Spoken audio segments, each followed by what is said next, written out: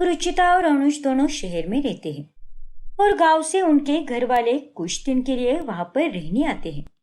और तभी माफी चाहती हूँ, जरा देर हो गई ना मुझे नाश्ता बनाने में। पर ये देखिए, मैंने आप सबके लिए मोमोज बनाए हैं। मोमोज? अब ये क्या है भाभी? ये तो गणपति जी की प्रिय मिठाई मोदक लग रही है। और नहीं तो क्या बहू, अरे हम ये मोदक नहीं खाने वाले। बहुत भूख लगी है हमें, नाश्ते में कुछ खाने लायक तो बनाती। ओफो माँ जी, बिना खाए ही आप लोग बातें बना रहे हो। एक बार खाकर तो देखिए। हाँ माँ, एक बार टेस्ट तो कीजिए। फिर जब वो तीनों मोमोज खाते हैं तभी एकदम वो दीवानी हो जाते हैं। क्या बात है, ये जो भी है बहुत ही स्वादिष्ट है। सच में इसे खाकर तो एकदम मजा ही आ गया। वाकई में बहू, ये नाश्ता तो एकदम कमाल का बना है। और नहीं तो क्या। अरे तू तो एकदम छुपा रुस्तम निकली बहू। कितनी बार गाँव आई है, लेकिन तूने तो वहां पर एक बार भी मोमोज नहीं बनाए। वैसी बात नहीं है माँ जी, बनाने का कभी मौका ही नहीं मिला। लेकिन अब तो आप लोगों ने खा लिया ना, और आप सबको मोमोज पसंद भी आ गए। और ये जानकर मुझे बहुत खुशी हुई। Thank you so much. भाभी, मैं तो और खाऊंगी। और हाँ, मुझे इस बार थोड़ी ज्यादा चटनी देना। और मैं भी खाऊंगा बहू। अगर ये दोनों खाएंगे तो मैं क्या चुप बैठूंगी क्या? नहीं नहीं, मुझे भी और चाहिए। अच्छा बाबा ठीक है, मैं और बना देती हूँ ताकि आप सब लोग पेट भर कर खा सके। मैं बस अभी आई।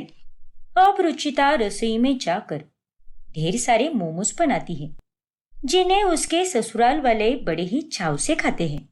फिर रात में, अरे बहू, रात के 7 बज गए हैं, तो तू हमारा खाना लगा दे, क्योंकि हम इसी वक्त खाना खाते हैं। हाँ माँ जी, मैं जानती हूँ, इसलिए मैंने आज सारा खाना जल्दी ही बना दिया है। और वैसे भी आज मुझे ऑफिस को छुट्टी थी, और इसीलिए मैंने आप सबके लिए मेरी स्पेशल पाव भाजी बनाई है, वो भी एकदम मुंबई स्टाइल वाली। ठीक है बहू, अब जल्दी परोस हम सबके लिए। रुचिता अब सबके लिए खाना परोसती है। और तभी, अरे माँ, मुझे ये पाव भाजी खाकर इतना मजा ही नहीं आ रहा। मोमोज की बहुत याद आ रही है। मुझे भी वंदना, सुबह के मोमोज खाकर तो हमारा पेट भर गया, लेकिन मन अभी तक नहीं भरा। सुन तो बहू, दोपहर को बनाए हुए मोमोज बचे हैं क्या अभी तक? अरे नहीं माँ जी, सारे मोमोज खत्म हो गए थे, बस 4-5 ही बचे थे, तो मैंने उसे हमारी पड़ोसन को दे दिए। ये तूने क्या कर दिया बहू?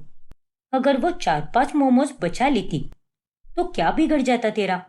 समाज सेवा करने का बहुत चस्का लगा है तुझे शायद। अरे ऐसा नहीं है माँ जी, हमारी पड़ोसन जब भी कोई स्पेशल बनाती है तब वो हमें भी देने आती है, इसीलिए मैंने भी उसे मोमोज दे दिए। अरे पर अब तेरे उस पड़ोसन को मोमोज देने के कारण हम कुछ भी नहीं खा पा रहे ना। एक काम कर, जाकर फिर से मोमोज बना, तब तक हम सब तेरा इंतजार करेंगे। क्या? लेकिन माँ जी, मैंने पहले ही इतनी मेहनत करके आप सबके लिए पाव भाजी बनाई है, तो इसे ही खा लीजिए ना। मोमोज तो मैं बाद में कभी बना दूंगी। वैसे भी आप लोग इतनी जल्दी थोड़ी ना गाँव जा रहे हो। नहीं बहू, हमें पाव भाजी के साथ मोमोज भी खाने हैं। अब जा, जल्दी से बना दे। हाँ बहू, अरे हम तो यहाँ पर कितने समय के बाद आए हैं, तो तुझे तो हमारी एक्स्ट्रा सेवा करनी चाहिए। ठीक है, मैं अभी बना कर लाती हूँ। अब रुचिता को ना चाहकर भी सबके लिए मोमोज बनाने ही पड़ते हैं, और ये सिलसिला यूं ही जारी रहता है, जिस कारण वो बहुत परेशान हो जाती है। अब तो हद हो गई इन लोगों की। जब से इन लोगों ने पहली बार मोमोज खाए हैं तब से पागल हो चुके हैं। मोमोज के सिवा इन्हें कुछ दिखाई भी नहीं दे रहा। ये तुम कैसी बातें कर रही हो रुचिता? अब मेरे घर वाले इतने समय के बाद शहर आए हैं, आ गए होंगे उन्हें मोमोज पसंद, और इसीलिए तुमसे इतनी बार बनवाए हैं उन्होंने, और तुम हो के उसमें भी उन्हें ताने दे रही हो। मैं समझ सकती हूँ अनुज कि अगर किसी को कुछ पसंद आता है तो हम उसे कितना खाते हैं, लेकिन यहाँ तो तुम्हारे घर वाले एकदम दीवाने हो गए हैं मेरे हाथ के मोमोज खाने के लिए। और इसीलिए मुझे बहुत परेशानी हो रही है। अरे उनमें थोड़ा तो संयम होना चाहिए ना। जानता हूँ रुचिता, पर तुम भी ये बात ध्यान में रखो ना कि वो लोग शहरी नहीं हैं, तो तुम उनसे ऐसे बर्ताव की उम्मीद क्यों रख रही हो? ये सब तो कहने वाली बातें होती है अनुज। इंसान चाहे गांव से हो या शहर से हो, उसके संस्कार ही दर्शाते हैं ये कि वो सबके साथ किस तरह से पेश आता है। इतना कहते हुए रुचिता वहां से चली जाती है। ऐसे ही एक रोज, अरे भाभी, आपने उस दिन तले हुए मोमोज बनाए थे ना, जिन्हें खाकर मेरा दिन एकदम अच्छे से गुजरा था। तो क्या आप फिर से वही मोमोज बना सकती हो क्या? हाँ बहू। और मुझे नॉनवेज मोमोज खाने हैं, वो भी उबले हुए। तो वो भी बना दे तू। माफ करना, लेकिन मैं आप दोनों की इच्छा पूरी नहीं कर सकती, क्योंकि मुझे ऑफिस जाने में देर हो रही है। ये तू क्या कह रही है बहू? अरे तेरी घर गृहस्थी ज्यादा जरूरी है या ऑफिस जरूरी है? पहले अपने घर वालों की सेवा करनी चाहिए, फिर बाद में ऑफिस देखना चाहिए। पर यहाँ तो कुछ और ही चल रहा है तुम्हारा। वैसे माँ जी, देखा जाए तो मैंने अब तक आप लोगों की सेवा में कोई कमी नहीं छोड़ी है, पर अब मेरा ऑफिस जाने का समय हो गया है, और ऐसे में आप लोग अगर मुझे इतना लेट बताओगे तो कैसे चलेगा? उसे बनाने में देर लगती है और मेरे पास इतना टाइम नहीं है। फिर रुचिता के जाने के बाद यशपाल उर्मिला और वंदना से कहता है, अरे तुम दोनों चिंता मत करो, पास ही में एक बाजार है और वहां पर मोमोज वाला ठेला लगाता है। तो घर पर खाने को नहीं मिला तो क्या हुआ, हम बाहर जाकर तो खा ही सकते हैं ना। अरे वाह पापा, आप तो एकदम कमाल हो। चलो अब हम तीनों जल्दी से बाजार के ठेले में जाकर मोमोज खाते हैं। ये मोमोज ना खाकर तो मुझे बेचैनी हो रही है, ऊपर से पेट में गुड़गुड़ भी हो रही है। इसीलिए जब इसमें मोमोज जाएंगे तभी जाकर मेरे पेट को आराम मिलेगा। हाँ बेटा, मेरी भी हालत यही है। पता नहीं क्या नशा है इन मोमोज में कि इन्हें कितना भी खाओ मन ही नहीं भरता। अरे आज तक मैंने इतनी स्वादिष्ट डिश कभी नहीं खाई। सच में इसे खाकर तो मजा ही आ गया। वो तीनों अब ठेले के मोमोज खाते हैं। फिर रात में, और माँ जी, मैंने सुना कि आज आप तीनों बाहर ठेले के मोमोज खाकर आए हो, तो कैसे लगे आपको? ठेले के मोमोज मेरे मोमोज से बेहतर थे ना? अरे नहीं भाभी, ये आपकी गलतफहमी है।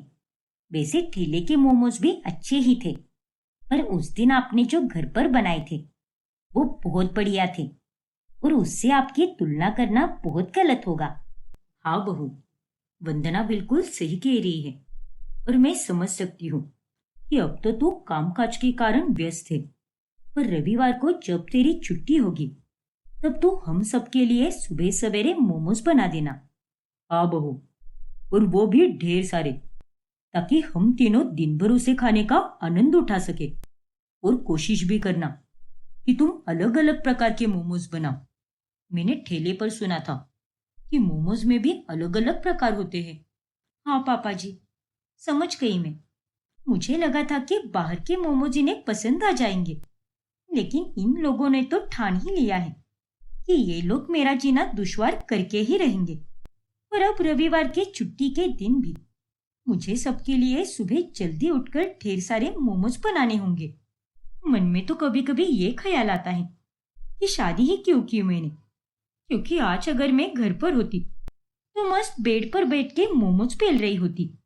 अब रुचिता रविवार की सुबह जल्दी उठकर सबके लिए तरह तरह के मोमोज बनाती है।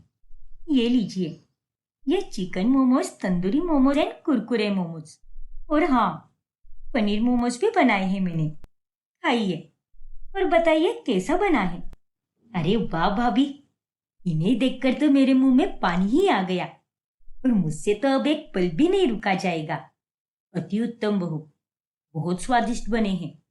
हाँ रुचिता, अमेजिंग यार, ऐसे मोमोज तो कोई भी नहीं बनाता। वैसे मानना पड़ेगा, मैं इतने सालों से शहर में रह रहा हूँ, लेकिन तुमसे अच्छा मोमोज तो कोई और बना भी नहीं सकता। शुक्रिया अनुज। वैसे भाभी, मैं तो कहती हूँ कि आप भी घर के बाहर ठेला लगा लो और छोड़ दो ये नौकरी। ठेले पे मोमोज बेचकर दिन भर में कितने सारे पैसे कमाओगे आप? अरे वो सब इतना आसान नहीं होता वंदना। कहने में तो सब आसानी से कह देते हैं, पर उस एक ठेले को संभालने में काफी दिक्कतें आती हैं। इसीलिए फिलहाल के लिए मैं अपनी नौकरी में ही संतुष्ट हूँ। और रही बात तुम्हारे ठेले की, तो उसके बारे में मैंने अभी तक कुछ सोचा नहीं है। पर फिर भी मेरी इतनी तारीफ करने के लिए तुम्हारा बहुत धन्यवाद। पर वो लोग सारे मोमोज बचा कर रखते हैं और दिन भर वही खाते रहते हैं। जब रुचिता रसोई में जाती है तब सारा खाना वैसे का वैसा देखकर उसे बहुत गुस्सा आता है। छुट्टी होने के बावजूद भी मैंने सबके लिए कितना सारा खाना बनाया, पर ये लोग तो इतने बेवकूफ हैं कि सुबह से लेकर शाम तक बस मोमोज ही टूसे जा रहे हैं। और इनके इस मोमोज खाने की बुरी आदत ने तो मेरे नाक में दम करके रख दिया है। रुचिता हफ्ते भर अब अपने काम में ही व्यस्त रहती है, जिस कारण वो तीनों मोमोज बाहर जाकर खाया करते हैं।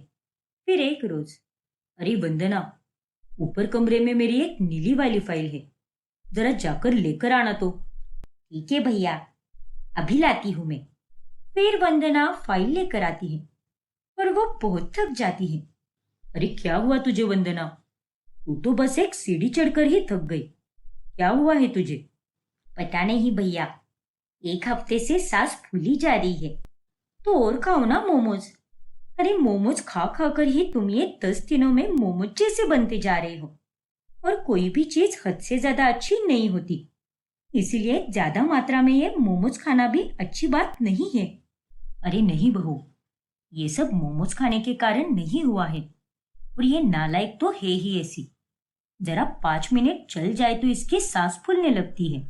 अरे नहीं माँ, मैं जब गांव में थी तब ऐसा बिल्कुल नहीं होता था, लेकिन पिछले 5-6 दिनों से ही ऐसे हो रहा है। वही तो। अरे जब से आप लोग यहाँ पर आए हो तब से बस मोमोज पे मोमोज खाए जा रहे हो। कोई दूसरा पदार्थ खाया भी है क्या आप लोगों ने? और इसीलिए ये सब हो रहा है। नहीं भाभी, ये सब मोमोज के कारण नहीं हो रहा है, शायद वातावरण में बदलाव के कारण हो रहा है। और रही बात मोमोज की, तो ये तो मेरे जीने की वजह बन चुका है। और आपको पता है क्या कि अगर मैं एक दिन भी मोमोज की प्लेट ना खाऊं तो मुझे तो बहुत खराब लगता है। हे भगवान, ऐसे ही दिन गुजरते जाते हैं और उन तीनों का मोमोज की तरफ पागलपन बढ़ता ही जाता है, और जिस कारण अनुज और रुचिता बहुत परेशान हो जाते हैं। अरे ये तीनों तो पानी की तरह मोमोज का सेवन कर रहे हैं। ऊपर से समझाओ तो ये समझते भी नहीं है। तब समझ आया ना कि मैं पहले दिन से ही इस बात के खिलाफ क्यों थी। अरे मैं तो इन गांव के लोगों की मेंटेलिटी को अच्छे से जानती हूँ कि इन लोगों को अगर कोई चीज पसंद आ जाए तो ये लोग उसे इतनी आसानी से नहीं छोड़ते, फिर वो चीज कोई भी हो। लेकिन हमें कुछ करना होगा रुचिता, जिससे ये लोग बाहर जाकर मोमोज खाना बंद करें। तुम फिक्र मत करो अनुज, मेरे पास एक आइडिया है, जिसके चलते हम तीनों को ये बोलेंगे कि एक न्यूज आई है कि बाहर के मोमोज खाने से लोगों की जान जा सकती है, क्योंकि उसके मसाले में मिलावट हुई है। हाँ रुचिता, यही सही रहेगा। और ये न्यूज सुनकर तो वो तीनों सच मान लेंगे और चुपचाप मोमोज खाना बंद कर देंगे। फिर रुचिता ये झूठ उन तीनों के सामने जाकर बोलती है। ये तो क्या कह रही है? बाजार में मिलने वाले मोमोज में मिलावट हो रही है? बाप रे, अब तो हम बाहर के मोमोज खा ही नहीं पाएंगे। और खाना भी नहीं चाहिए। अरे मेरा एक दोस्त है और उसके परिवार के एक सदस्य का ज्यादा मोमोज खाने के कारण देहांत हो गया। हे भगवान, बहू, अब तू ही घर पर हमें मोमोज बनाकर दिया कर। अब से हम बाहर का कुछ भी नहीं खाएंगे। पर माँ जी, मैं आपसे पहले भी कह चुकी हूँ कि ऑफिस के कारण मुझे मोमोज बनाने का समय नहीं मिल पाता। अरे तो फिर तू इस वंदना को ही सिखा देना, ये बनाया करेगी। वैसे भी कुछ दिनों के बाद जब हम गांव चले जाएंगे तब भी हम घर पर मोमोज ही बनाएंगे, क्योंकि गांव में ये सब कहाँ पर मिलता है। इसलिए तू ये मोमोज बनाना वंदना को ही सिखा दे। हाँ भाभी, और मैं तो ये मोमोज सीखने के लिए बहुत उत्सुक हूँ। अच्छा ठीक है माँ जी, मैं सिखा दूंगी इसे। ये लोग ऐसे नहीं मानेंगे। मेरी ही मत मारी गई थी, जो मैंने इन्हें पहले दिन ही मोमोज बनाकर खिला दिए, और ये लोग इतने पागल हो गए। और इस तरह से रुचिता के ससुराल वालों का पागलपन मोमोज के प्रति ऐसे ही जारी रहता है, और रुचिता इसमें कुछ भी नहीं कर पाती। युविका अपनी सास मीनाक्षी और ससुर महेंद्र के साथ रहती है। उसका पति अरविंद दूसरे शहर में नौकरी पर होता है और हाल फिलहाल में ही उसका देवर आयुष सालों बाद घर लौटता है। ये ले बेटा, और खा। अरे बस माँ, अब तक तुमने मुझे कितने रसगुल्ले खिलाए हैं, और इन्हें खाकर तो मुझे ऐसे लग रहा है कि अब तो मैं एक रसगुल्ला ही बन जाऊंगा। अरे 7 साल बाद आया है तू घर पर। अपने मामा के पास पढ़ाई करने गया था, और आज इतने सालों बाद तू अपने घर पर आया है, तो इतना खाना तो बनता ही है ना। हाँ पापा, वो तो है, लेकिन वहां पर मुझे आप लोगों की बहुत याद आई। और भाभी, आप वीडियो कॉल पर तो सुंदर दिखती ही थी, लेकिन असल में तो आप उससे भी ज्यादा सुंदर हो। शुक्रिया देवर जी। वैसे मैंने सुना है कि आपको नई जॉब लगी है, ये सच है क्या? हाँ भाभी। अरे वाह देवर जी, बधाई हो। सभी बहुत खुश होते हैं। आयुष के घर के सामने यशराज का घर होता है, जो अपनी बीवी स्वर्णा, बूढ़ी माँ और बेटी संजना के साथ रहता है। इधर आयुष के आते ही घर में एक रौनक छा जाती है और उसकी अपनी भाभी के साथ बहुत बनती है। फिर एक दिन जब वो छत पर जाता है, तब सामने संजना भी छत पर मौजूद होती है और वो दोनों एक दूसरे को देखकर मुस्कुराने लगते हैं। देवर जी, क्या चल रहा है? चलिए खाना खाने नीचे चलिए। हाँ भाभी। वैसे भाभी, आप मुझे ये देवर जी कहकर मत पुकारिए, क्योंकि मैं आपके छोटे भाई जैसा हूँ। आप मुझे आयुष कहकर ही पुकारा कीजिए। अच्छा ठीक है बाबा, अब चलो। फिर एक दिन जब संजना टैक्सी में घर पर आती है, तभी उसके पास टैक्सी ड्राइवर को देने के लिए पैसे ही नहीं होते। ओफो, अब मैं क्या करूं? मेरे पास तो कुछ पैसे ही नहीं बचे। तभी वहां पर आयुष आता है। ये लो संजना, ये पैसे उसे दे दो। उतने में वहां पर यशराज भी घर के बाहर आता है। कोई जरूरत नहीं है, हम तुम्हारी तरह गरीब नहीं है। ये लो, ये पैसे रख लो। और हाँ, अभी तो तुमने संजना से बात कर ली, लेकिन आइंदा से बिल्कुल भी मत करना। और टीचर का ही का। यशराज, तेरी हिम्मत कैसे हुई मेरे बेटे से इस तरह बात करने की? अरे गरीब किसे कहा तूने? और खुद को इतना अमीर समझता है ना? तू निकल जाए यहाँ से। क्यों रहता है इस मोहल्ले में? महेंद्र, अपनी औकात में रहकर बात कर मुझसे। अरे तू भी अपनी औकात में रहकर बात कर। मेरे बेटे ने तेरी बेटी की मदद करनी चाहिए, और तू उसे ही सुना रहा है। मेरा माथा गरम मत कर, समझ गया ना? पापा, रहने दीजिए ना, अब चलिए अंदर, चलिए। अरे क्या कहा तूने? धमकी दे रहा है क्या मुझे? बोल, क्या कर लेगा? बोल ना। पापा, रहने दो ना पापा।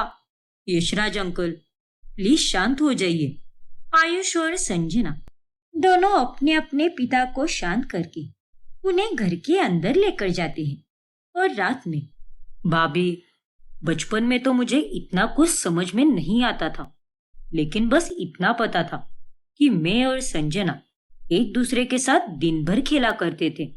फिर अचानक से पापा और यशराज अंकल के बीच में कुछ ऐसा हुआ, जिसके बाद से वो दोनों एक दूसरे के दुश्मन ही बन गए। और आज इतने साल बीत गए, लेकिन आज तक कोई ये पता ही नहीं कर पाया कि आखिर उन दोनों में इतनी दुश्मनी क्यों है। हाँ आयुष, अरे माँ जी और पापा जी यशराज अंकल के घर की तरफ तो देखते भी नहीं।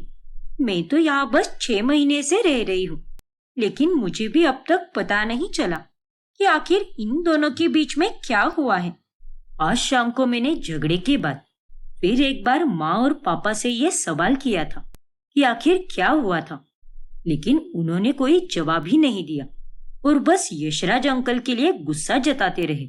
खैर देखो आयुष, जो भी हुआ हो, लेकिन तुम इन सब में मत पड़ो। तुम्हारे भैया ने भी मुझे यही कहा है और अब तुम्हें भी इतनी अच्छी नौकरी मिली है, इसीलिए तुम बस अपने करियर पर फोकस करो। हाँ भाभी, आपने सही कहा। वही दूसरी तरफ यशराज के घर पर। यशराज बेटा, अब जो हुआ सो हुआ, लेकिन तू अपना खून मत जला और खाना खा ले। अरे बहुत मुंह चला रहा था वो। अब उसका बेटा भी पढ़ लिख कर आया है ना, इसीलिए इतना चौड़ा बन रहा था। ओए संजना, अगर वो आयुष तुझे पैसे दे रहा था तो तू उससे पैसे क्यों ले रही थी? तू उसे मना भी तो कर सकती थी ना। अरे माँ, अब आयुष इतने सालों बाद आया है और वो मेरा बचपन का दोस्त भी है, तो फिर मैं उससे बात क्यों नहीं कर सकती? नहीं, तू उससे बात बिल्कुल नहीं करेगी। तुम दोनों बचपन के दोस्त थे ना, इसीलिए तुम दोनों की दोस्ती बचपन में ही खत्म हो गई। समझी कि नहीं? पर पापा, आप और आयुष के पापा इतनी नफरत क्यों करते हो? आप दोनों भी तो इतने अच्छे दोस्त हुआ करते थे ना, तो फिर अब क्या हुआ? संजना, अब ज्यादा वकालत मत कर और चुपचाप खाना खा ले।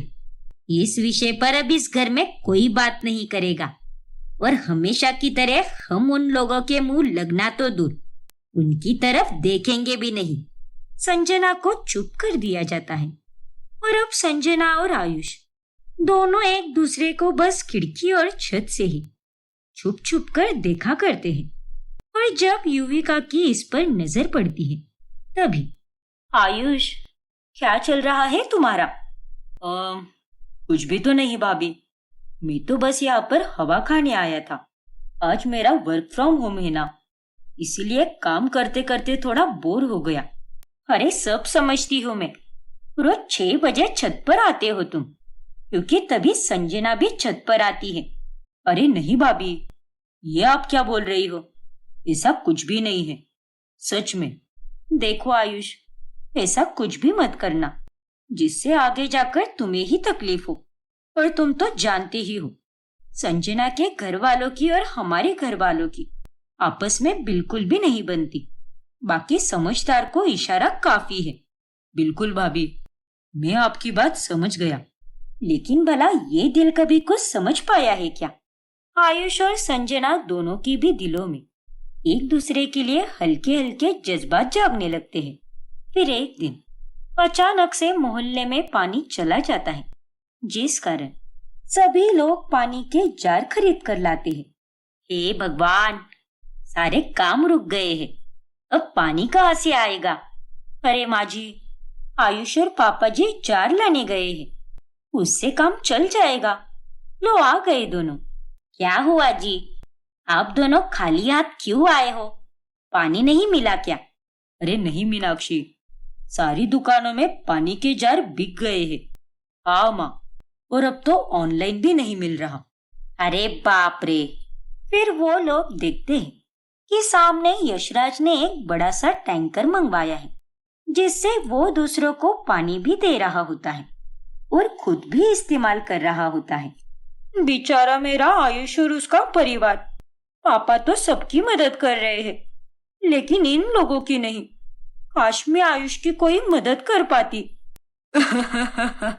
देखो तो कैसे जलन के मारे देख रहे हैं हमारे पास। अरे इनकी तो कोई हैसियत भी नहीं है टैंकर लाने की।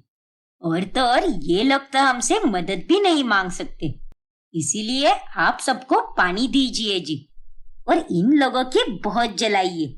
इन नालायक लोगों के साथ तो ऐसा ही होना चाहिए। ओफो माँ, कम से कम आप तो ऐसे मत बोलिए।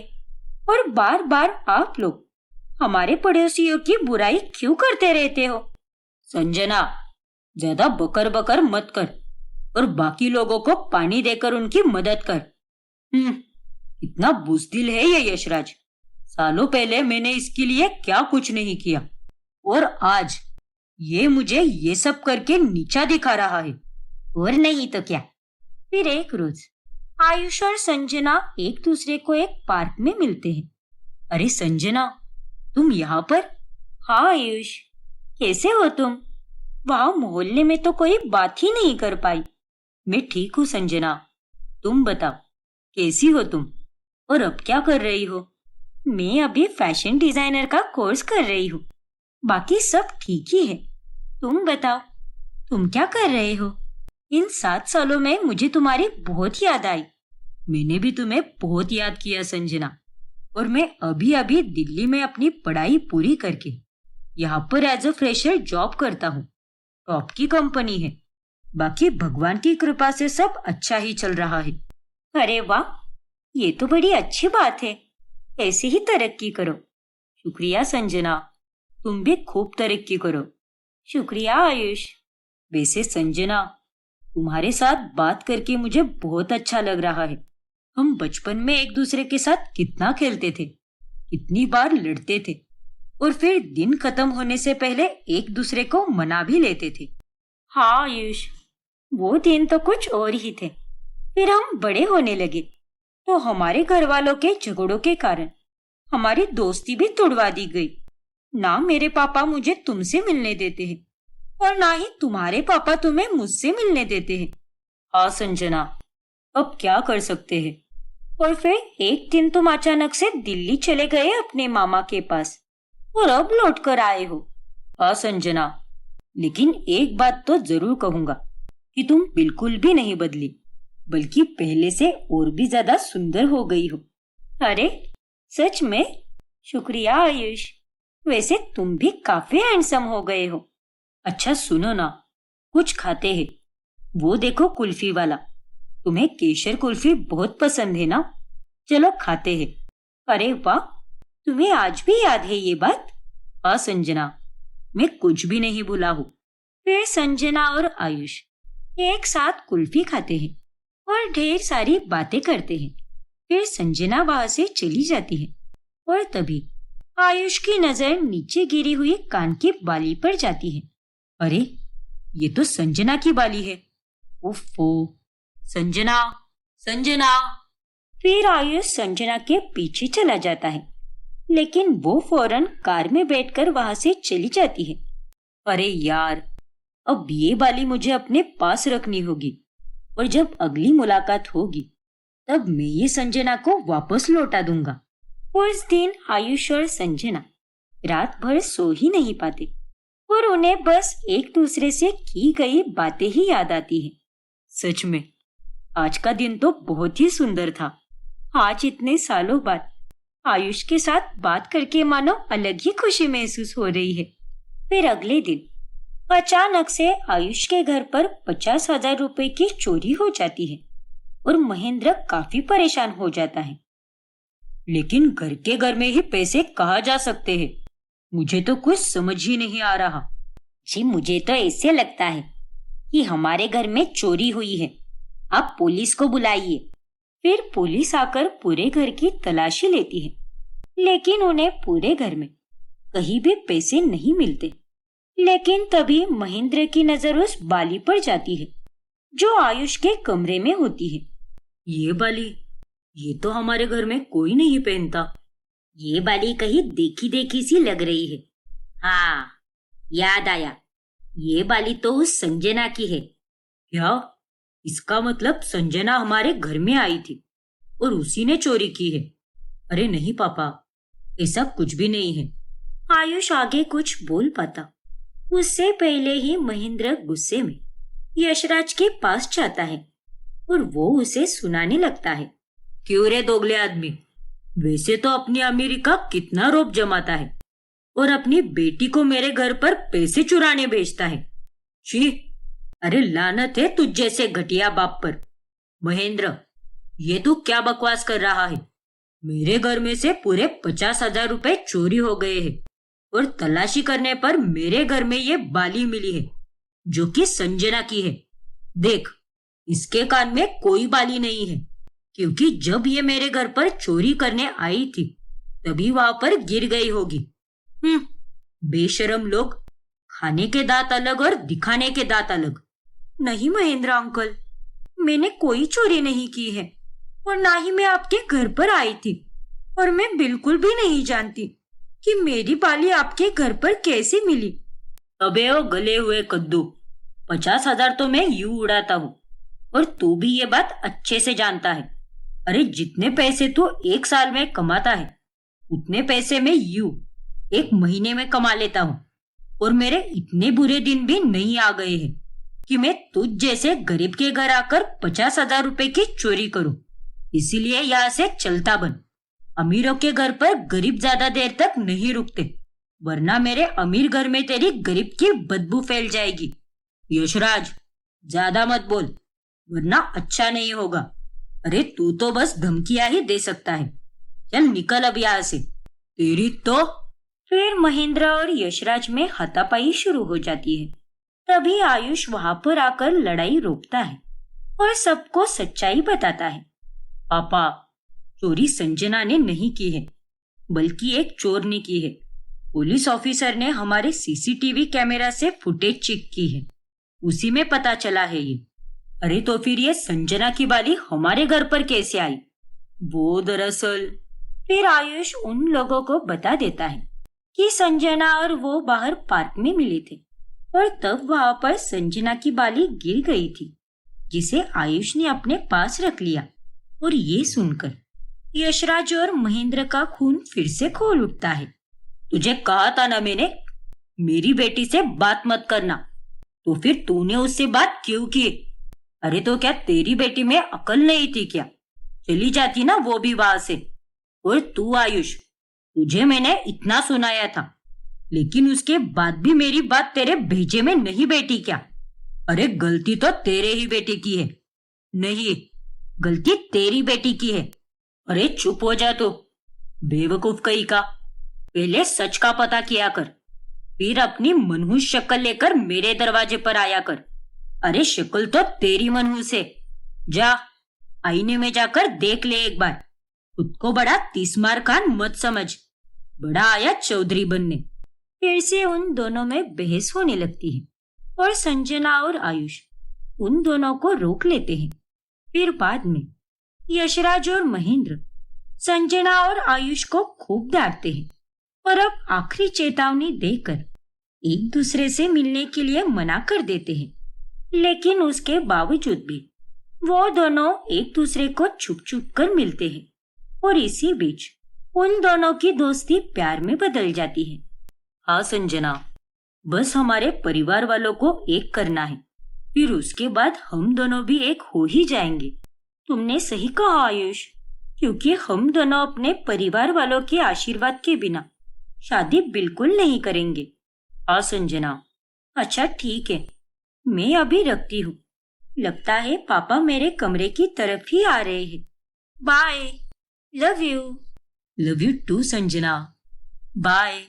और अपना ख्याल रखना। फिर कल मेरे ऑफिस के बाद हम फिर से वही मिल के पीछे मिलेंगे। हाँ, पक्का मिलेंगे। फिर आयुष कॉल कट कर देता है और देखता है कि दरवाजे पर आई हुई युविका ने उसकी सारी बातें सुन ली है। मैं तो यहाँ पर तुम्हें कॉफी देने आई थी, लेकिन यहाँ पर तो कुछ और ही सुन लिया मैंने। आयुष, तुम और संजना एक दूसरे से प्यार करते हो और तुम अच्छे से जानते हो कि अगर किसी को इस बारे में पता चल गया तो कितना बड़ा तमाशा हो जाएगा। मैंने तो तुम्हें पहले भी कहा है कि ऐसा कुछ भी मत करना जिससे आगे जाकर तुम्हें ही तकलीफ हो। तो अब मैं क्या करूं भाभी? प्यार को होने से कोई नहीं रोक पाता और मैं भी नहीं रोक पाया। अरे पर ऐसे प्यार का क्या फायदा जिसका कोई भविष्य ही ना हो। भविष्य होगा भाभी, क्योंकि मैं और संजना हमारे परिवार के बीच की यह लड़ाई खत्म करके ही रहेंगे। अरे जो लड़ाई इतने सालों में खत्म नहीं हो पाई, वो अब कैसे खत्म होगी?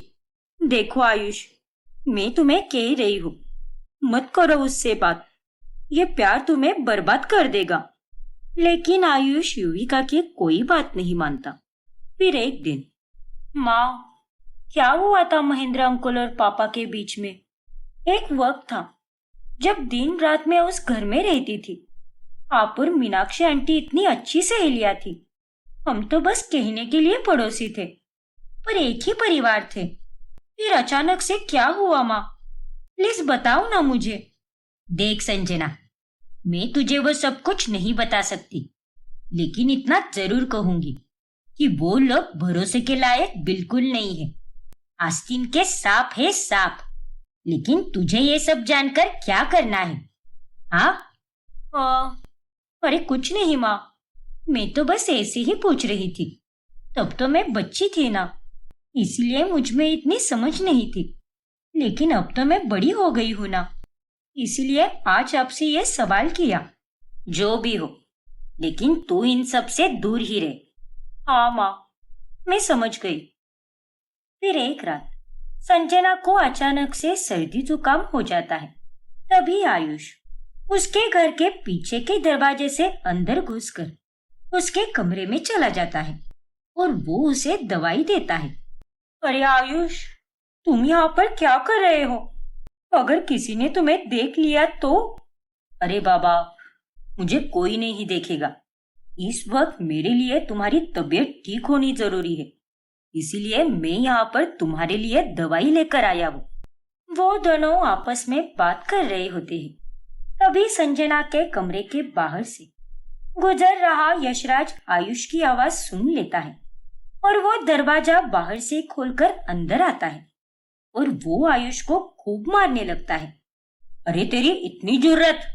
तूने मेरे बेटी से प्यार करने के बारे में सोचा भी कैसे? मैं तुझे नहीं छोड़ूंगा। अरे पापा, उसे मत मारिए प्लीज पापा। उनकी ये आवाजें सुनकर महेंद्र भी वहां पर अपने बेटे को बचाने आ जाता है। यशराज, अरे तू क्यों मार रहा है मेरे बेटे को? क्या किया है इसने? तेरा बेटा मेरी बेटी से प्यार करता है क्या? पापा, सिर्फ आयुष ही मुझसे प्यार नहीं करता, बल्कि मैं भी उससे प्यार करती हूँ। संजना, आयुष, तूने यह सोचा भी कैसे? अरे तुझे मैंने 1000 बार कहा था कि इन लोगों से दूर रहे, लेकिन तूने मेरी कोई बात नहीं सुनी। मुझे माफ कर दीजिए, लेकिन मैं और संजना एक दूसरे से बहुत प्यार करते हैं और एक दूसरे के बगैर नहीं रह सकते। चुप, एकदम चुप। बहुत प्यार का बुखार है ना तुझ पर? चल तू घर चलकर तेरा सारा बुखार उतारता हूं मैं। फिर महेंद्र आयुष को घर लाकर उसे बहुत मारता है और वही दूसरी तरफ यशराज संजना को खूब सुनाता है। कान खोलकर सुन ले संजना, आज के बाद तू घर के बाहर नहीं निकलेगी, घर में ही बंद रहेगी तू। क्या? नहीं पापा, ऐसा मत कीजिए। अरे अब तो मैं यही करूंगा। बहुत पर निकल आए हैं ना तेरे, अब तो तेरे पर काटने ही पड़ेंगे। तेरा करियर गया तेल लेने, क्योंकि तूने जो गलती की है उसकी सजा भुगतनी ही होगी तुझे। इसे कमरे में बंद कर दो वरना। नहीं माँ, मुझे बंद मत करो। और पापा, मुझे माफ कर दीजिए, प्लीज मेरी बात सुनिए पापा। संजना को अब घर में ही बंद किया जाता है और बेचारा आयुष उसे रोज देखने की कोशिश करता है, लेकिन वो उसे दिखती ही नहीं। मैंने कहा था तुम्हें आयुष, लेकिन तुमने मेरी बात ही नहीं मानी। अब देखो कितनी तकलीफ हो रही है तुम्हें। कैसे हो गए हो तुम? ये प्यार तो हमें जीते जी मार देता है। इसीलिए कह रही थी कि ये सब मत करो। तो फिर मैं क्या करूं भाभी? कम से कम आप तो मुझे समझो। जो भी आ रहा है बस ज्ञान देकर ही जा रहा है। आप तो मुझसे बस 2 साल बड़ी हो, तो आपको तो मुझे समझना चाहिए ना। देखो आयुष, मैं तुम्हें समझ सकती हूँ। अब जो हो गया उसे भूल जाओ। तुम्हारी और संजना की लव स्टोरी कभी पूरी नहीं हो सकती, इसीलिए इन सबको एक सपना समझकर ही भूल जाओ और जिंदगी की नए सिरे से शुरुआत करो। हाँ, मैं जानती हूँ कि ये सब इतना आसान नहीं है, लेकिन तुम्हें करना ही होगा। भाभी, इतना कहकर आयुष वापस रोने लगता है और युविका उसे सांत्वना देती है। फिर एक दिन उनके घर पर महेंद्र का एक पुराना दोस्त केशव आता है। केशव अंकल, ये तो पापा के काफी पुराने दोस्त थे। मुझे याद है, केशव अंकल, यशराज अंकल और पापा तीनों की अच्छी दोस्ती थी। अब केशव अंकल ही इकलौता जरिया है जिससे मुझे सब पता चल सकता है कि सालों पहले पापा और यशराज अंकल के बीच क्या हुआ था। फिर आयुष केशव को जब छोड़ने जाता है, तभी वो उनसे सवाल पूछता है। देखो आयुष बेटा, ये बात वैसे तो मुझे तुम्हें नहीं बतानी चाहिए, पर फिर भी मैं तुम्हें जरूर बताऊंगा, क्योंकि अब तुमसे ये बात छुपाकर कोई फायदा नहीं है। और तुम अब बड़े भी हो गए हो और समझदार भी। जी अंकल, कई सालों पहले की बात है। यशराज और महेंद्र दोनों पक्के दोस्त थे और उन दोनों ने साथ में अपना एक बिजनेस भी खोला हुआ था, जो काफी अच्छे से चल रहा था। और फिर अचानक से एक दिन यशराज को पता चला कि महेंद्र ने वकील से एक कानूनी कागजात बनवाए हैं, जिनमें यह लिखा था कि अगर यशराज उन पर दस्तखत करेगा तो पूरा बिजनेस महेंद्र के नाम हो जाएगा। और तभी यशराज को बहुत गुस्सा आया। उसे लगा कि महेंद्र एक लालची इंसान है और वो उसे धोखा देने वाला है। क्या पापा ने ये सब किया? नहीं नहीं, पापा ऐसा कभी कर ही नहीं सकते। हाँ बेटा, ये बात तो मैं भी जानता हूँ। आज तक मुझे उस विजेंद्र पर ही शक है और ये चाल उसी की हो सकती है। विजेंद्र? अब ये विजेंद्र कौन है अंकल? विजेंद्र वो है जो यशराज और महेंद्र के बिजनेस से जलता था। ये तो साफ साफ समझ आता था। और उसी ने ही वकील से वो कागज बनवाए होंगे और महेंद्र के पास रख दिए होंगे, ताकि जब उसे यशराज देखे तो उसे यही लगे कि वो कागज महेंद्र ने बनवाए हैं। और इस तरह वो दोनों दोस्तों के बीच में फूट डालकर उसने उन दोनों को अलग कर दिया और अब उनका बिजनेस भी नहीं रहा। और इन सब के कारण विजेंद्र अपने मकसद में भी कामयाब हो गया। केशव अंकल, अब तो मुझे भी यही लग रहा है कि आपका शक सही है और मैं अब विजेंद्र का पर्दाफाश करके ही रहूंगा और दोनों दोस्तों को मिलवाकर मेरी और संजना की लव स्टोरी पूरा करके ही रहूंगा, फिर चाहे कुछ भी हो जाए। फिर आयुष बड़ी मेहनत करके विजेंद्र के घर का पता लगाता है और वो उसके पास ज्योतिष का भेष बनाकर जाता है। अरे ज्योतिष जी, आप? हाँ बेटा, नमस्ते ज्योतिष जी, आयुष्मान भव। मैंने पता लगाया है कि यह आदमी बहुत अंधविश्वासी है और ज्योतिष शास्त्र में भी बहुत मानता है, इसीलिए मैं यहाँ पर एक नाटक करने आया हूँ। कहिए ज्योतिष जी, आपका यहाँ पर कैसे आना हुआ? मैं यहाँ पर तुम्हें सावधान करने आया हूँ, क्योंकि आने वाले समय में तुम पर बहुत बड़ी साढ़े साती आने वाली है, जिसके बाद तुम्हारा सब कुछ तबाह हो जाएगा। व्यापार, तबीयत, घर परिवार, सब कुछ। अरे नहीं नहीं, ये सब कैसे हो सकता है? मैं बर्बाद नहीं होना चाहता। बड़ी मेहनत से किया है मैंने सब कुछ। जीवन में तुमने ऐसा कुछ कांड जरूर किया है जिससे दो लोग अलग हुए हैं या फिर किसी की भावनाओं को बहुत ठेस पहुंची है। क्या तुमने कभी किसी की प्रगति को देखकर जलन के मारे उन्हें बर्बाद करने की इच्छा जताई है क्या? और अगर किया हो तो तुम्हें उस व्यक्ति के पास जाकर अपना गुनाह कबूल करना होगा और ऐसा ही करने पर तुम्हारी साढ़े साती टल जाएगी, वरना सब कुछ खत्म हो जाएगा। क्या? लेकिन ऐसा तो मैंने सिर्फ यशराज और महेंद्र के साथ किया है, लेकिन मैं उन्हें अब कैसे बताऊं? तुम्हें उन्हें बताना ही होगा, क्योंकि तुम्हारे पास अब और कोई रास्ता नहीं है। फिर उस ज्योतिष के कहने पर विजेंद्र यशराज और महेंद्र के पास जाकर उन्हें सारी सच्चाई बताता है, जिसे सुनकर वो दोनों हैरान रह जाते हैं। ये तू क्या कह रहा है विजेंद्र? इसका मतलब तूने ही वो सब किया था और खामखा मैंने अपने जिगरी दोस्त महेंद्र पर इतना बड़ा इल्जाम लगाया। तूने ये सही नहीं किया विजेंद्र, मुझे माफ कर दो। तो आखिरकार आपने अपना गुनाह कबूल ही कर दिया। विजेंद्र अंकल, वो ज्योतिष जो आपके पास आया था वो कोई असल का ज्योतिष था ही नहीं, बल्कि भेष बदलकर मैं ही आया था आपके पास। क्या? फिर सबको आयुष अपने नाटक के बारे में बताता है और यशराज और महेंद्र विजेंद्र को थप्पड़ मारकर वहां से भगा देते हैं और आपस में अपनी दुश्मनी खत्म करके एक दूसरे के गले लगते हैं। महेंद्र, मुझे माफ कर दे मेरे भाई। नहीं यशराज, तू मुझे माफ कर दे। पापा, यशराज अंकल, अब आप दोनों के बीच सब ठीक हो ही गया है, तो मेरे और संजना के बीच भी सब ठीक कर दो ना। हम दोनों एक दूसरे से शादी करना चाहते हैं। हाँ बेटा, जरूर। हाँ बच्चों, और हमें माफ कर दो।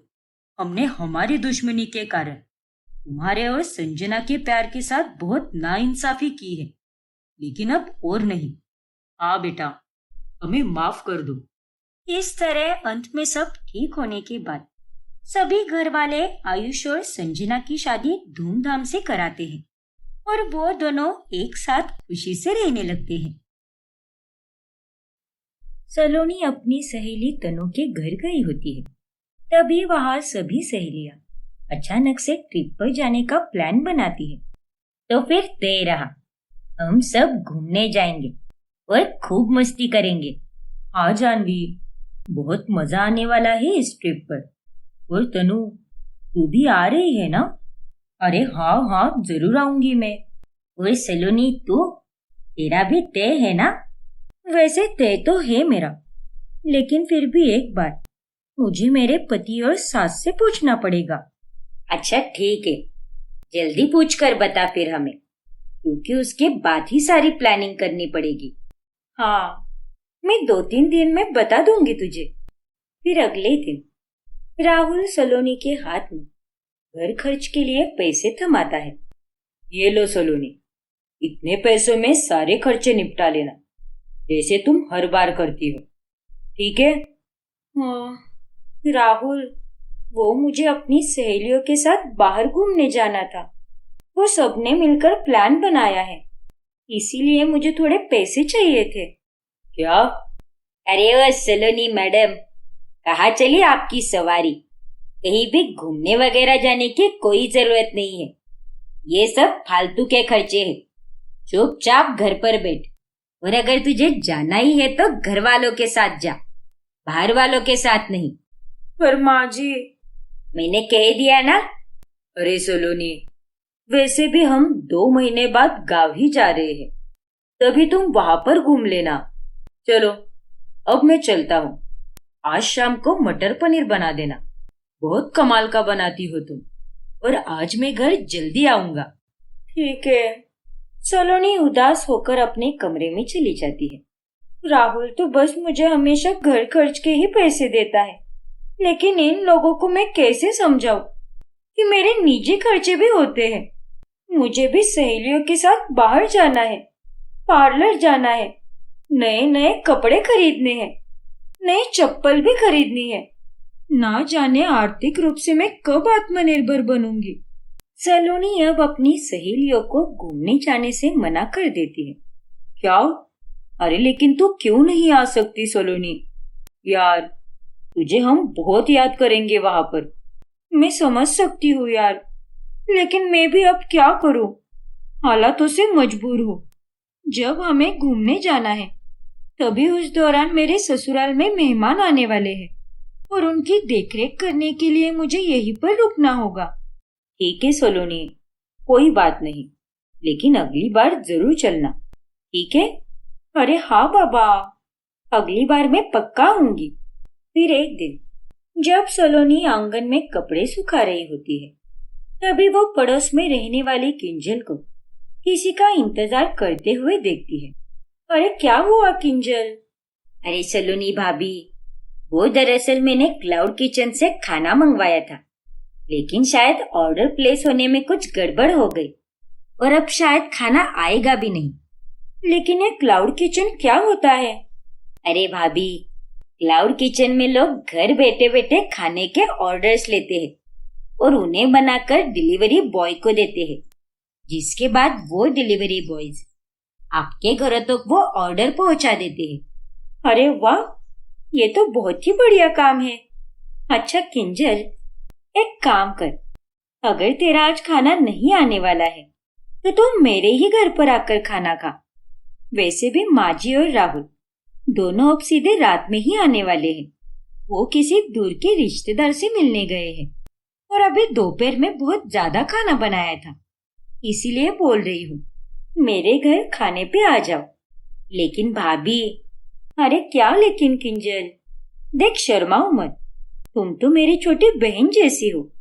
फिर सलोनी किंजल को खाना देती है और उसे खाकर किंजल उसकी खूब प्रशंसा करती है। क्या बात है भाभी, बहुत ही लाजवाब खाना बनाती हो आप तो। वाह, मजा ही आ गया। धन्यवाद किंजल, ये लो शाही टुकड़ा, इसे भी खाओ। बहुत खूब भाभी। मैं क्या कहती हूँ, आप भी क्लाउड किचन का काम शुरू करो ना। घर बैठे आपको फोन पर ऑर्डर्स आएंगे और जो ऑर्डर आएगा उसके अनुसार आप वो खाना बना देना। फिर वो डिलीवरी बॉय आपसे वो ऑर्डर लेने आएगा और फिर आपका ऑर्डर उस ग्राहक के घर तक पहुंचाएगा और इसमें अच्छे खासे पैसे भी मिलते हैं। अरे वाह किंजल, ये तो बहुत ही बढ़िया काम है। लेकिन दिन में तो मुझे बहुत काम होते हैं और माँ जी और राहुल भी मुझे ये सब नहीं करने देंगे। अरे उसमें क्या होता है भाभी, एक बार उनसे पूछ लीजिए। और अगर आप दिन में काम नहीं कर सकती तो रात में कीजिए ना। ऑर्डर्स तो हर घंटे आते रहते हैं। अच्छा, ऐसी बात है क्या? सलोनी अब रात में चुपके से ऑर्डर लेने लगती है और वो रसोई का दरवाजा बंद करके सारा खाना बनाती है और डिलीवरी बॉय से कहकर पीछे की खिड़की से उसे खाना देती है। अरे वाह, 2 दिन में मैंने कितने सारे ऑर्डर कर दिए। अब मैं रोजाना ऐसे ही काम करूंगी। शुक्र है कि माजी और राहुल दोनों भी घोड़े बेचकर सोते हैं और इसीलिए उन्हें कुकर की सीटी का आवाज भी सुनाई नहीं देता, वरना तो गड़बड़ ही हो जाती। लेकिन एक दिन चेतना रात में खाना ही नहीं खाती, तभी उसे रात के 2 बजे बहुत भूख लगती है। हे भगवान, मुझे रात में खाना खा लेना चाहिए था। अब मैं क्या खाऊं? रसोई में तो कुछ भी बचा नहीं होगा। फ्रिज में तो बस वो आइसक्रीम ही बची है। एक काम करती हूँ, वही खा लेती हूँ। हाँ। अब चेतना रसोई की तरफ जाने लगती है और तभी सलोनी को उसके कदमों की आहट सुनाई देती है। हे भगवान, लगता है कोई रसोई की तरफ ही आ रहा है। अब मैं क्या करूं? इतना सारा सामान फैलाया है मैंने। क्या करूं, क्या करूं? फिर सलोनी फटाफट सारा सामान समेट लेती है और रसोई का दरवाजा खोलकर पानी पीने का नाटक करती है। अरे सलोनी बहू, तू इतनी रात गई यहाँ पर क्या कर रही है? बहुत प्यास लगी थी माँ जी, इसलिए पानी पीने चली आई। अरे लेकिन ये सब क्या है? रसोई में इतना धुआं धुआं सा क्यों है और इतना गर्म क्यों लग रहा है यहाँ पर? तूने कुछ पकाया था क्या? वो माँ जी, मैंने अभी अभी चावल पकाए थे। वो मुझे प्यास के साथ साथ भूख भी लगी थी, तो इसीलिए सोचा कि चावल ही पका कर खाऊं। अच्छा अच्छा, ऐसी बात है क्या? वैसे सारे चावल खत्म हो गए क्या? हाँ माँ जी, वैसे मैंने थोड़े ही चावल लगाए थे और मुझे भूख भी बहुत लगी थी, इसीलिए सारे खत्म हो गए। अच्छा ठीक है, अब तो मुझे आइसक्रीम खाकर ही अपनी भूख मिटानी होगी। फिर चेतना आइसक्रीम लेकर वहां से चली जाती है और उसके जाने के बाद सोलोनी राहत की सांस ले पाती है और अपना काम फिर से शुरू करती है। सलोनी अब अपने रात के क्लाउड किचन वाले काम में दिन ब दिन तरक्की करने लगती है। उसे हर घंटे ऑर्डर्स आते हैं। फिर एक रात, अरे सलोनी, कल मुझे ऑफिस को छुट्टी है, इसीलिए मैं सोच रहा हूँ कि आज रात को हम साथ मिलकर टीवी पे मस्त पिक्चर देखेंगे। आओ ना। क्या? हे भगवान, आज तो मुझे अब तक का सबसे बड़ा ऑर्डर मिला है। पूरे 10 लोगों का खाना बनाना है और ऐसे में राहुल मुझे साथ बैठने के लिए कह रहा है। अब मैं क्या करूं? अरे क्या हुआ सोलोनी, क्या सोच रही हो? कुछ नहीं राहुल, आज मेरी तबीयत थोड़ी ठीक नहीं है, इसीलिए मैं आराम करना चाहती हूँ। दिन भर काम करके बहुत थक गई हूँ ना। अरे यार, रोज थोड़ी ना हम साथ बैठकर टीवी देखते हैं और मैं तुम्हें थोड़ी ना कोई मेहनत करने के लिए कह रहा हूँ। मेरे साथ बैठकर बस टीवी ही तो देखना है। प्लीज बैठो ना सोलोनी। अच्छा ठीक है राहुल, मैं अभी तुम्हारे लिए हॉट चॉकलेट बना कर लाती हूँ, वो तुम्हें बहुत पसंद आएगा। अरे वाह, क्या बात है, लाओ लाओ, जल्दी बना कर लाओ। फिर सलोनी रसोई में जाकर फटाफट से हॉट चॉकलेट बनाती है। राहुल जब जब ये हॉट चॉकलेट पीता है तब उसे नींद आ जाती है। माफ करना राहुल, लेकिन तुम्हारे साथ टीवी देखने के लिए पूरी जिंदगी पड़ी है, पर मेरे लिए मेरा काम भी जरूरी है और आज का ये बड़ा ऑर्डर मैं अपने हाथ से नहीं गवा सकती। फिर सलोनी राहुल को हॉट चॉकलेट देती है, जिसे पीने के थोड़ी देर बाद में पिक्चर देखते देखते उसकी आंख लग जाती है और वो सो जाता है। और उसके बाद सलोनी अपना बड़ा ऑर्डर पूरा करती है। रात भर जाग जाग कर काम करने के कारण अब सलोनी दिन में भी बहुत सोने लगती है। ऐसे ही एक शाम, बहू, अरे ओ बहू, अरे तेरे कानपुर में हड़ताल है क्या? बहू, बड़ी अजीब बात है, एक ही नहीं है घर पर। फिर जब चेतना सलोनी के कमरे में जाती है तब वो उसे खराटे मारते हुए सोते देखकर हैरान रह जाती है। अरे ओ बेवकूफ लड़की, उठ जा। अरे माँ जी, आप यहाँ? हे भगवान, 6 बज गए। अरे बेशरम लड़की, 2 बजे से तेरा कमरा बंद है, मतलब तू 2 बजे से सोई पड़ी है। अरे तुझे तो अच्छे से पता है कि मुझे शाम की चाय 5 बजे लगती है। माफ कीजिए माँ जी, पता नहीं मेरी आँख कैसे लग गई। वह सुबह जल्दी उठी थी ना, इसीलिए दोपहर में खाना बनाने के बाद नींद आ गई। आजकल तेरा क्या चल रहा है मेरे तक कुछ भी पल्ले नहीं पड़ रहा। बस दिन भर उबासियां देती रहती है, हर वक्त नींद में ही रहती है, मानो जैसे कई रातों से सोई ही नहीं है। नहीं नहीं माँ जी, ऐसी कोई बात नहीं है, वो बस मैं सुबह सुबह जल्दी उठने लगी हूँ ना, इसीलिए ऐसा हो रहा है। माफ कीजिए माँ जी, आगे से आपको शिकायत का कोई मौका नहीं दूंगी। पागल लड़की, ये तू क्या कर रही है? तुझे अपनी हरकतों पर काबू रखना होगा, वरना ऐसे तो माँ जी और राहुल को शक होने लगेगा। फिर एक दिन जब चेतना राशन की लिस्ट बना रही होती है तभी वो घर में पड़े राशन को चेक करती है और देखती है कि राशन काफी जल्दी खत्म होने लगा है। अरे बहू, तू तो इतना खाना बनाती भी नहीं है, हर महीने राशन पूरे 30 दिनों तक टिका रहता है, लेकिन इस महीने राशन 20 दिनों में ही कैसे खत्म हो गया? क्या पता माँ जी, ये राशन इतनी जल्दी कैसे खत्म हो गया? मैं तो सारा खाना आपके सामने ही पकाती हूँ और आपको तो अच्छे से पता है कि मैं कितना कम राशन इस्तेमाल करती हूँ। अरे तो फिर इतना राशन खत्म कैसे हो गया? चेतना अब सोच में पड़ जाती है और तभी सोलोनी चुपके से अपने लिए राशन अलग से खरीद के लाती है और उसे रसोई में एक कोने में छुपा देती है। हे भगवान, मेरे दिमाग में तो राशन का ख्याल आया ही नहीं। अब से मैं अपने काम के लिए लगने वाला सामान अलग से ही लेकर आऊंगी, ताकि घर का राशन इस्तेमाल करने के कोई नौबत ना आए और माँ जी को शक भी ना हो। फिर एक सुबह चेतना को पड़ोस की शांति मिलती है, जो उसे कुछ ऐसा बताती है जिसे सुनकर चेतना चकित हो जाती है। क्या? हाँ चेतना, तुम्हारे घर की रसोई की लाइट रात भर चालू रहती है। मेरे ये रात के 2 बजे नाइट शिफ्ट के लिए निकलते हैं, तभी मैं देखती हूँ 2 बजे हो, 3 बजे हो या फिर 4 बजे पूरी रात रसोई की लाइट जलती रहती है। ऐसा क्यों भला? चेतना शांति को कोई जवाब नहीं दे पाती और उसे अब अपनी बहू की हरकतों पर शक होने लगता है, इसीलिए वो उस रात सोती ही नहीं और वो रसोई की खिड़की से सलोनी को खाना बनाते हुए देख लेती है। माँ जी, आप? हाँ मैं। दरवाजा खोल रसोई का। फिर सलोनी दरवाजा खोलती है और चेतना की चिल्लाहट से राहुल भी जाग जाता है। वो दोनों सलोनी के काम के बारे में जानकर काफी ज्यादा हैरान रह जाते हैं। सलोनी, तुमने हम दोनों से इतनी बड़ी बात कैसे छुपाई और ये रात में खाना बनाने का काम क्यों शुरू कर दिया? अब यही दिन देखना बाकी रह गया था। अरे तुझे ये सब काम करने की क्या जरूरत है?